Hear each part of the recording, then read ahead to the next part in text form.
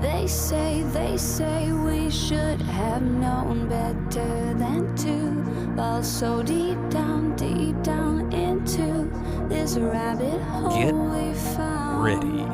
It's time again to venture down the rabbit hole into the world of cybersecurity. You're plugged into the podcast for security leaders and practitioners with a business sense. Prepare for unique interviews, insights, and practical advice that makes your job just a bit easier. And now, please welcome your guides on this adventure, James Jardine and the White Rabbit, Rafael Luz.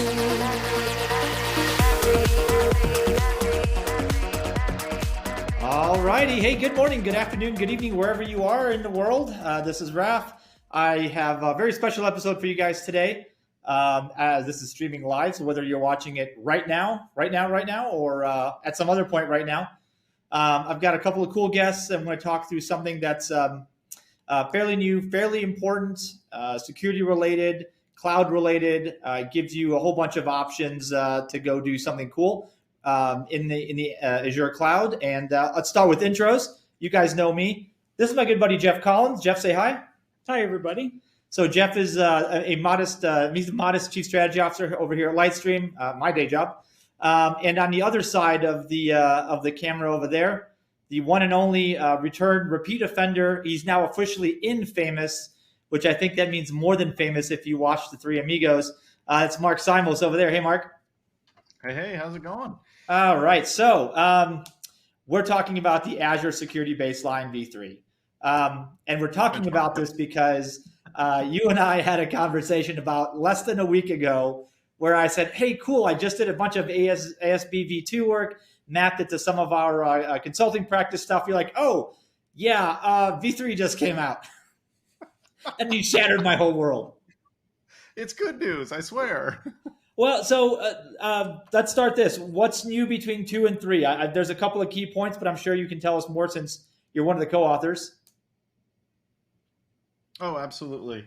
So a couple things. Like first, basic hygiene stuff. We because the benchmark is meant to the Azure Security benchmark is meant to map to all the different frameworks. So the first thing is that we added the CIS version 8. We already had the previous version of 7.1, I think it was, and then we added PCI DSS mappings as well. So for organizations that have to report compliance on it, all those mappings are in place. So you can use that one benchmark for multiple things. The other pieces that were kind of we added some new content, right? So we've got we added a Devops section for securing DevOps and all the elements related to that, and then we added we included supply chain into that section because software supply chain tends to be the biggest part of supply chain. And then the other one that we added was around keys, crypto, certificate management. So we broke that off and made that its own dedicated topic. And then throughout all the controls, and this required a whole lot of spreadsheet reviewing on my part, was we went and we wanted to add a little bit of clarity to it. So we added essentially, we broke the benchmark recommendation into two different sections. One is sort of the principle. This is the universal best practice that you should be applying regardless of cloud platform, et cetera, et cetera. And then here's how to apply the benchmark on Azure. So we actually split that out and distinguished it so that there was a little bit more clarity, a little bit more actionability, and people didn't kind of get the two muddled up. Okay. So that makes a ton of good sense. Listen, I'll be the first to tell you that mapping to other compliance regimes is important, right? CIS and PCI, simply because a good chunk of the day-to-day work that security people have is trying to figure out, this is the regime I want to comply with. This is the 17 others that I have to show compliance with. Doing a one and done, or as close to a one and done as possible, is huge. So that's pretty fantastic, I think. That's kind of exciting. When you look at the domains in this, and one of the things that I caught right off the bat, you guys say that this is meant to be more granular and actionable, right? Security guidance is now divided into two separate parts: security principle and Azure guidance. Tell me a little bit more about that. Yeah, so the biggest thing that I found that we need in security is clarity, right? And so that was one of the things as we were going through it. We wanted to separate the what and the how. So what are you trying to achieve? Like, what does good look like? Kind of that outcome that you're driving for, and that's really what the security principle is driving towards. And then the how. Okay, how do you apply this on Azure? What is the technology, the control name, the tooling, the third party sort of piece that you can go to do this, et cetera.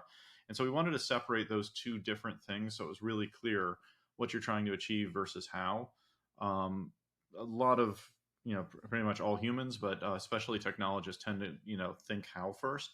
But it's really important to kind of separate those two so that you can do that. So that's kind of the big thing.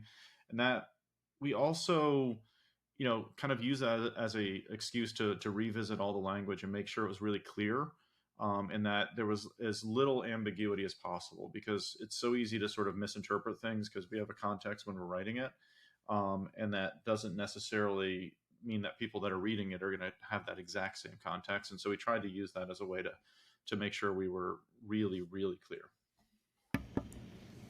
So from an implementation perspective, it maps pretty easily from what you want to accomplish with it to how you want to get that done. And maybe we just kind of walk through some of the controls, right? So I'll as I've got it in front of me here: network security, identity management, privilege access, data protection, asset management, logging and threat detection, incident response, posture and vulnerability management. I want to touch on that a little bit more in a second. Endpoint security, backup and recovery, DevOps security, and governance and strategy.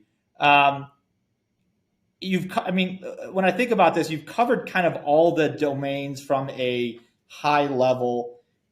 Are you guys seeing all of these as the sort of the directly the things that you can implement within the Azure technical control set, or are there things in here that there's not a direct button you can click to solve that or to implement it? Yeah, so there's really two different types of domains. One of them stands apart. So the governance and strategy isn't meant to be technically instrumented, right? That's much more of, making sure that there's sort of like a strategic governance aspect over each of those other domains, and that you kind of understand how to tie all those things together and then, guide all of the different specific controls in each of the areas. So that one's a little bit different than the other ones. But the other ones, what we do is, as much as possible, we try to tie them into specific actionable, whether it's an Azure feature, Azure capability, a service like Defender for Cloud, et cetera. It's really meant to do that. And we call out third parties in a lot of cases, when there's when you have to pay extra for the Azure security service, or, there simply isn't something built into Azure to do that, which is becoming a smaller and smaller category. But ultimately, we try to make those very technically actionable and instrumentable. And then Azure Security Center, which just got renamed to Defender for Cloud, Microsoft Defender for Cloud, they're actually part of the team as we build these benchmarks, and they are, actively instrumenting them in there so that people can get a compliance report for Azure and for AWS, GCP, whatever else you use Defender for Cloud for, as quickly as possible after the benchmark updates. And so, those are meant to be instrumented there from a monitoring perspective. And then, of course, the implementation stuff is, a link to the specific docs on how to actually implement the benchmark.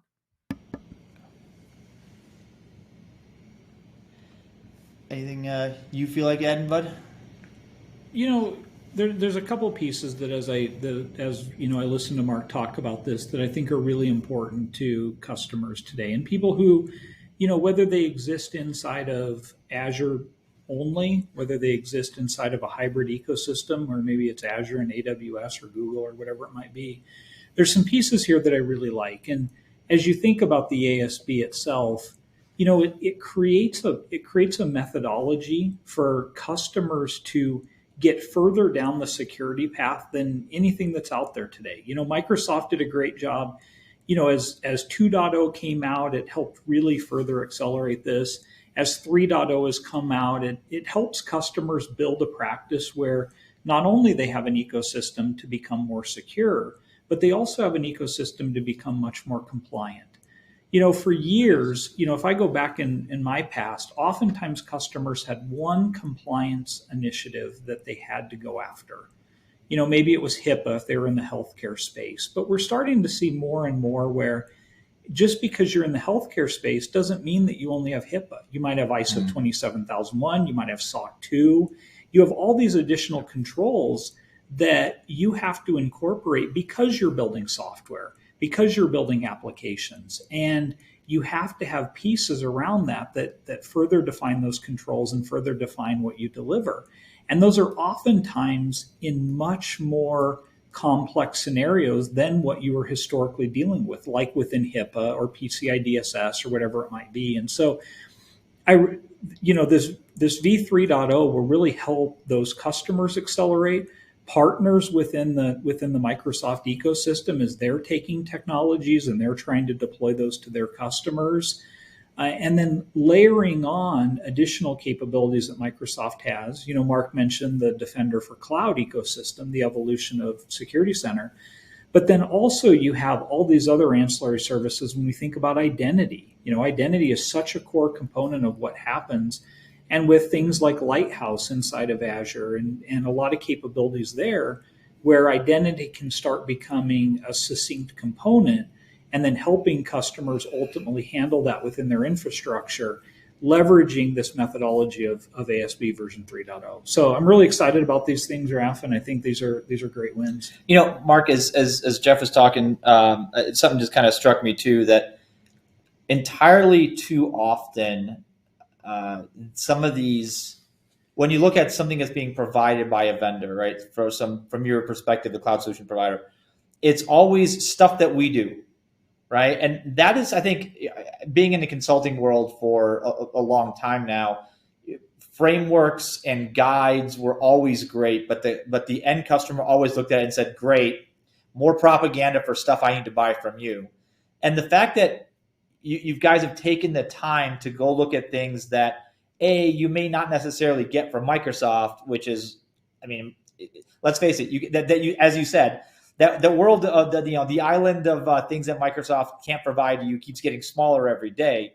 But there's still stuff that they're going to have to do on their own, and so being able to call that out and creating kind of the completeness of it, so you don't have to go through 10 different frameworks. You don't have to go through and cobble this stuff together yourself, because nobody needs another framework that's a half of or a portion of what we need to be doing, right? And that's the challenge.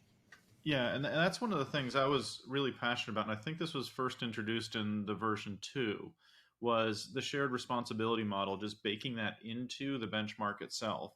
And it was either in V2 or V3, I can't remember, but I remember when we added it in. And the idea is, okay, so which roles are actually going to be involved in the implementation of this, to make it easy to figure out, okay, how much of this is, going to rely on my team in which roles versus how much of this is just done by the cloud provider. And so that was one of the things that, we found that's very helpful for organizations, so there's less mystery about it, and they know who to bring to the table to say, okay, now who's going to actually do this? And of course, because Microsoft says, we know that that's an excuse to get people that don't want to come to the table sometimes. Right. So we're trying to help them that way too. Well, look, that section of customer security stakeholders in there, I kind of flipped over to, because my eyeball got drawn to, because of all the ransomware crap lately, backup and recovery, right? And you've got plenty of things to do in here, 3 major pieces of guidance, including monitor and test your backups, which, good guidance there. But you've got the customer security stakeholders, security architecture, incident preparation, and data security. Knowing which pieces of your strategy to involve in this, because for a lot of organizations that have cloud teams that are bigger, right? So you can't just bring everybody into the table at the same time, because it's not efficient.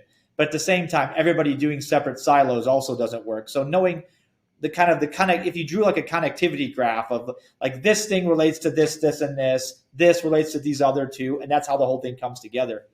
that kind of mapping across. I mean, I imagine data security is in all of these. Like the data security people are like, yeah, you're just coming to every meeting, just get used to it.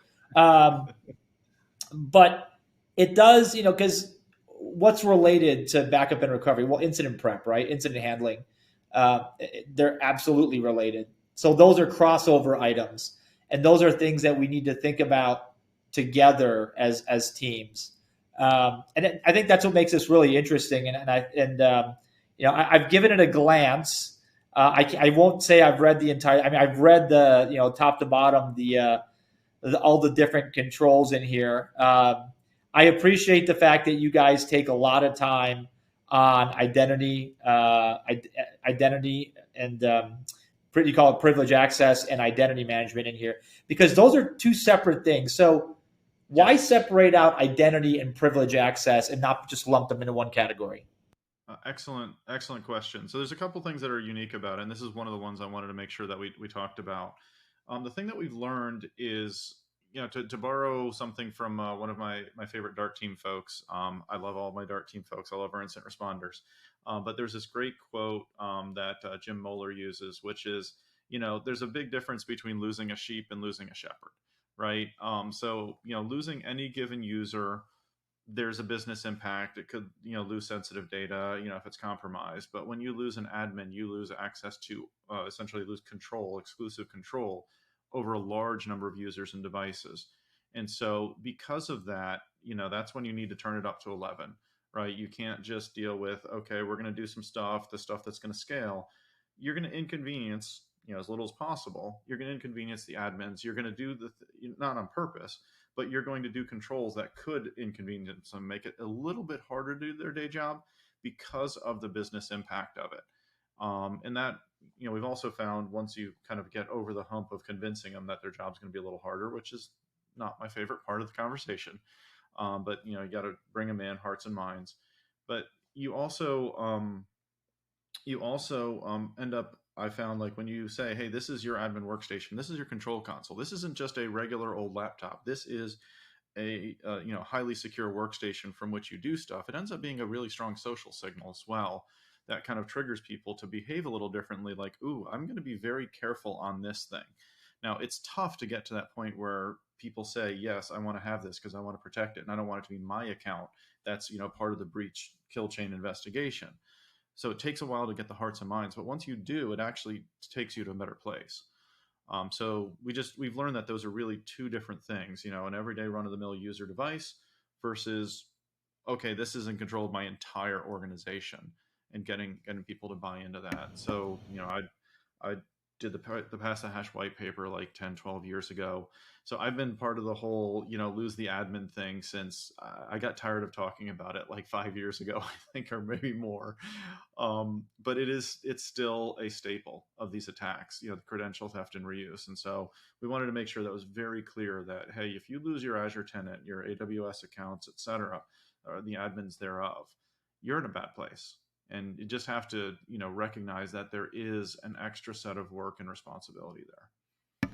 Jeff, I've got one for you, because as you do a ton of Azure cloud architecture kind of discussions, right? Building, redefining, rebuilding in some cases. Mm-hmm.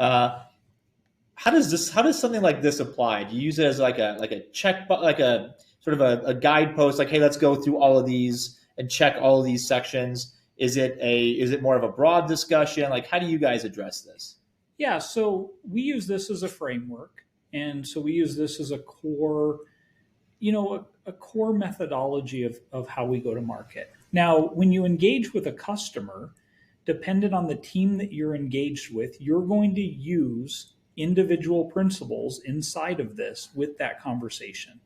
So if you're in with a data team, or you're in with an operations team, or you're in with a security team, while this is a security benchmark, it has controls that associate with all of those entities, even if those teams do not exist inside of the core security team.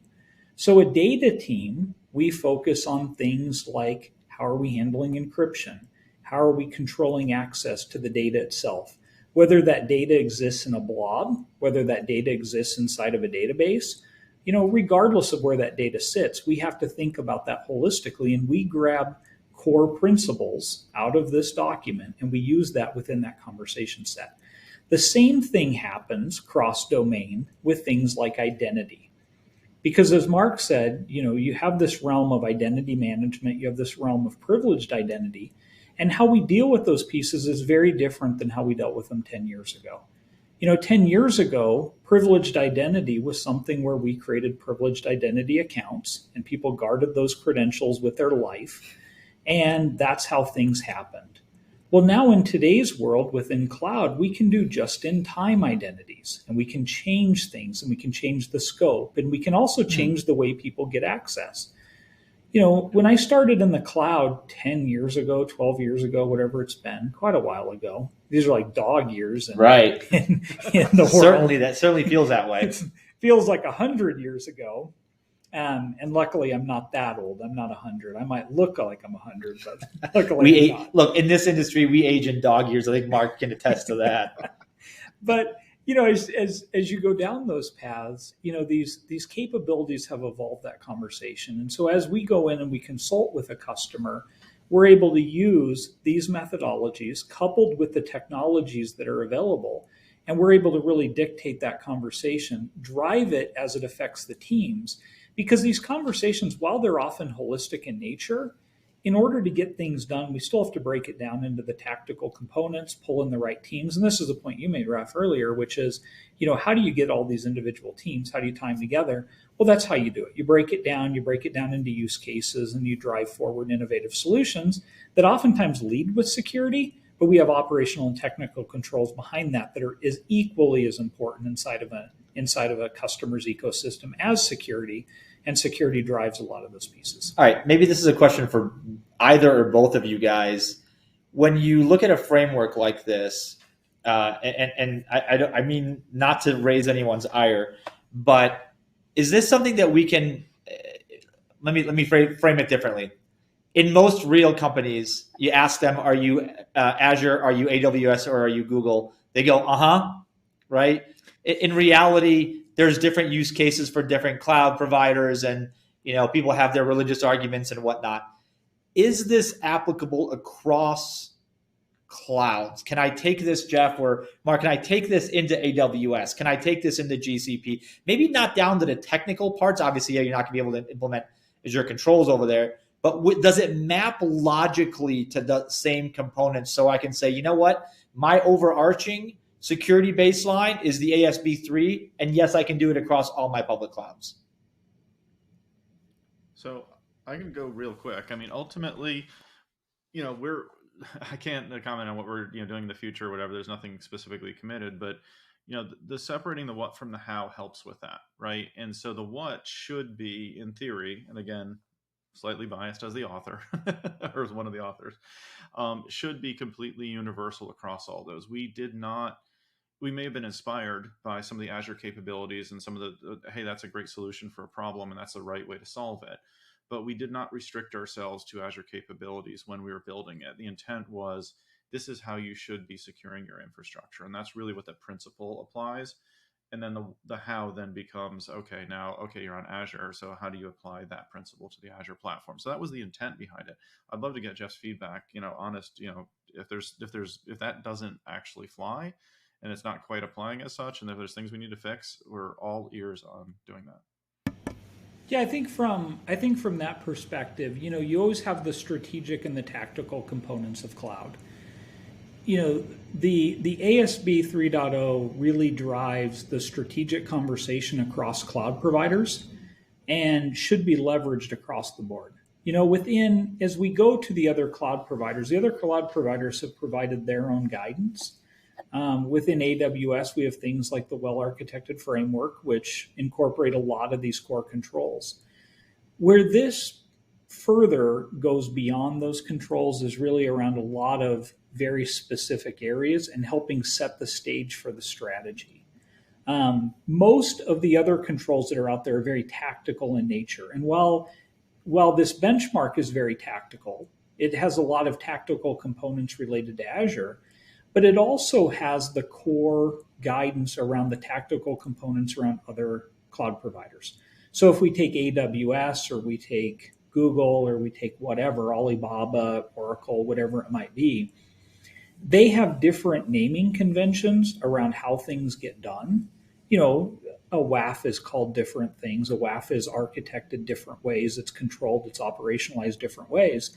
But the core constructs of what are necessary are still there. And so as a customer, I would always, drive customers, and I would always tell customers, come up with some model. This is a great model to leverage. It's a great holistic model. It will help you define your strategy, but it will also help you define those tactical pieces. And while you have to move a couple of levers here and there, by and large, you can drive that down that path. So great wins there. Mark, I get the sense that, when we start, we already have an episode on the CAF, and going kind of that, going from that top level, cloud adoption, big picture strategy, going to the cloud, architecture, operations, technology, billing, and all that. Now we dive into security, where our domain is, and we start at the strategic level, the what, and then provide the how directly with literally buttons to push, right? And I love that you've got areas in this thing where it can take you right to the Azure dashboard where you need to make that check. That's awesome. That kind of stuff really, it doesn't get any simpler than that, right? And it doesn't implement across. But I think this kind of sets, to use an old saying, it kind of throws down the gauntlet for, listen, this isn't about any particular cloud. It's about getting the customer journey to security better and enabling that. And I think that this actually does a really good job. But and before we run out of time, because we always run out of time, I wanted to pick your brain on the piece of this that I found particularly interesting. And as soon as I tell you, you'll know why, because this is something I've been on ever since, my AppSec days a long time ago. The Devops security section, okay? Mm-hmm. It starts with conduct threat modeling. And I wanted to hug you when I read that. I was like, oh, yes. Because somebody gets it. Like, let's understand what the problem is that we're trying to solve. And now we can go and talk about the controls and the level of appropriateness. But I really want, I've been dying for security to get out of the business of every vuln that comes out, we all run around and panic and go, this is going to be terrible. When in fact, half of them don't apply to you because you're not in the threat model. You're not you're not the president. You're not a whatever. So conduct threat modeling. Thank you so much for doing that. I thoroughly appreciate that. You've got the link to the overview. Of course, you mentioned Stride. Talk to me through the rest of the DevOps section, because again, super, super interesting, and I want to hear your kind of thoughts behind it. Absolutely, yeah. And just to fill in on the threat modeling, I've been thinking about a lot lately, and the thing I've realized over time is that effectively, you're always in a threat model. It's like the oxygen in the air around you. Whether it was something you inherited from the senior gray-haired folks around you that figured this out on the first iteration of infrastructure and you've been just following the same compliance standards ever since, or whether you're actually doing it in a net new app and looking at the design deliberately and intentionally, we're always working within a threat model, even if it's implied.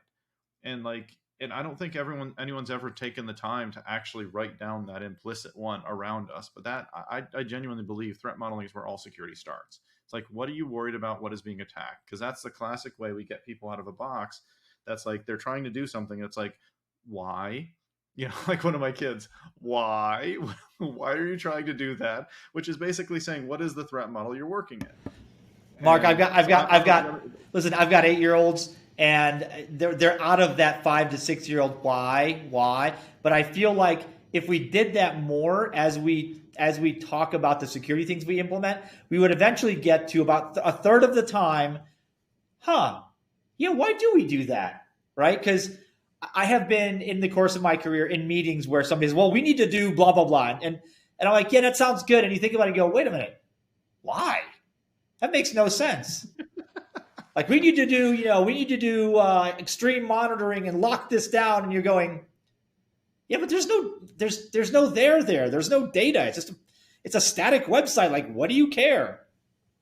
Yeah, I mean, one of the things, like, you may notice there's a few books behind me, right? Like, a precious few of those have anything to do with technology. There's a couple of them, but I stopped reading technical books a long time ago. I started to realize all technical problems are just another instantiation of a classic human problem. In psychology, sociology, intergroup dynamics, crime, you name it. It's just that happening on computers. And so I'm like, I'm going to read that stuff because they've actually been focusing on that problem and we're just dealing with our version of it. So like, I'm a huge, big fan of like bringing the context because it stops you from wasting a whole lot of effort. But I digress. DevOps. Yes, DevOps, please. So like one of the things that we tried to do in all of these sections, and you'll see it in the logging and incident response, you'll see it in all of these different pieces, including in DevOps, is we tried to really think about this whole discipline from an end-to-end view. Right? Like what is the sort of overall governance and strategy? What is sort of the discovery to make sure we're, doing like the assessment learning piece? And then what are the actual things we have to do? And then how do we close it out and make sure there's like a continuous improvement? And so we tried to like really think about that end-to-end life cycle for each of these disciplines so that we were giving it eliminating as many gaps and overlaps as we could. Right. And so threat modeling is obviously first one, setting the context.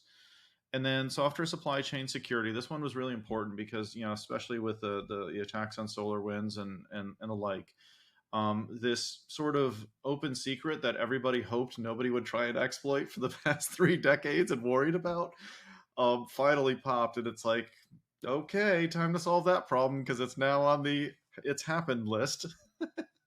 Humans always deal with risk and arrears. They never, you can anticipate a bunch of theoretical stuff and everybody ignores stuff until it happens. And then it happens and it's like, oh crap, you have to catch up. But that's all risk. It's not just security. So the supply chain thing is a big deal and really kind of starting that journey because we were in the very beginnings of that journey of how do you structure it? How do you think about it? SBOMs is one tool, but it's not the solution. There's a lot of elements to it. And so we wanted to get that process going where people are starting to do the low-hanging fruit, the quick wins. The DevOps infrastructure, this is very often forgotten. It's, you ask a dev, how do you secure your app? And they're going to tell you if they're good and they've studied their AppSec and, we hack purple and all that kind of great stuff that Tanya and company do. They'll tell you all about the great threat modeling and SAST and DAST and everything. You ask an infrastructure person, they're going to talk to you about the workstations and all that. It's like, it's very rare to find someone that actually answers both of those things. So we wanted to make sure we had all of the elements in there to actually, you make sure that, whatever you're using for your service or your servers or whatever that are doing the workflows and the, what do they call it? In DevOps, I forgot. But all the, the workflows and the compiling and all that kind of stuff, your CI/CD pipeline. Yeah. That's a new word. Well, so not to interrupt you, but if you're delivering, look, every company is a software company now, especially if you're doing cloud, right? This is the old Andreessen Horowitz quote about the software is going to eat the world. I think it's eaten it. We're now on dessert, or maybe our second helping. And it's really interesting to see. You're right. We've spent since the early 2000s talking about AppSec, right? Since roughly 97, 98. SQL injection, cross-site scripting, And what the attack on SolarWinds and the software underpinnings that run IT taught us is while we were really careful about putting bulletproof glass and blast resistance and all that stuff and puncture-proof tires and all that, somebody snuck in and blew up the factory because we weren't looking there. Yep. And pointing that out, particularly in a framework like this, puts it right here, right in front of your face and says, look at me, or I'm going to come get you at 3 a.m. on an idle Wednesday. Yeah, like the thing that a lot of people tend to do in security is they just dive deep and specialize on one part. And it's like, especially as we transition to the cloud and we have to revisit everything, you got to get much more to a T model, right? Like, yeah, you have a specialty, but you've got to be aware of the whole thing. You've got to do like a minimum viable product for each of these and do some basics of your supply chain, some basics of SAST and DAST. Like, you don't have to be perfect and take it to the nth degree. Just make sure you're starting to check each of these boxes and build that capability up. So that's a big part of what we wanted to kind of drive here. Well, I appreciate that. I'm gonna, since we've got probably time for one more little bit, I'm gonna give each of you guys kind of something to think about, and then whoever wants to answer it, or both of you guys can answer it. As we talk about, you guys remember, Mark? Do you remember? I don't know if we knew each other back then, but 2009, 2010, I was doing a lot of writing. I'd managed to read Nassim Taleb's Anti-Fragile, and I was writing a ton about that. And that's when the Netflix security monkey, security gorilla stuff came out, and people were like, oh, we can't really do that. We're not that kind of company. I feel like either incidentally or with some greater purpose by people that are smarter than me in the background, we're trending that way towards actual resilience, because putting your app in the cloud doesn't make it resilient. You still have to build the architectural underpinnings that help you scale, help you be fault tolerant, right? Otherwise, it's just as vulnerable as it was sitting in your closet. Like, there's not really a difference. And so as we walk through this thing and future iterations, how do you guys see the evolution of anti-fragility, of resilience, kind of marching to the fore of these types of frameworks? And then maybe you, Jeff, you can address it from the practical, and Mark, maybe you from the theoretical, because areas of expertise. I'll give it to you first. Where do you see it going? Well, it's interesting. One of the things that Mark mentioned is, really how DevOps is going, and how DevOps is taking the app developers, and we're starting to take the operational controls from the other side and dealing with those collectively together. That's really important, because one of the things that I tell customers all the time is, they walk in and they say, well, I'm dealing with this whole realm of massive amounts of threats and massive amounts of areas that I'm trying to protect in my cloud workloads. I tell every single customer, there's only 2 threats we deal with. That's it. There's only 2. The first threat is things from the outside that can attack us. And the second threat is things from the inside that attack us. And DevOps is the realm of things from the inside. People don't mean to make problems. People don't mean to cause issues. They do it as part of their job while they're trying to do a good job for the company.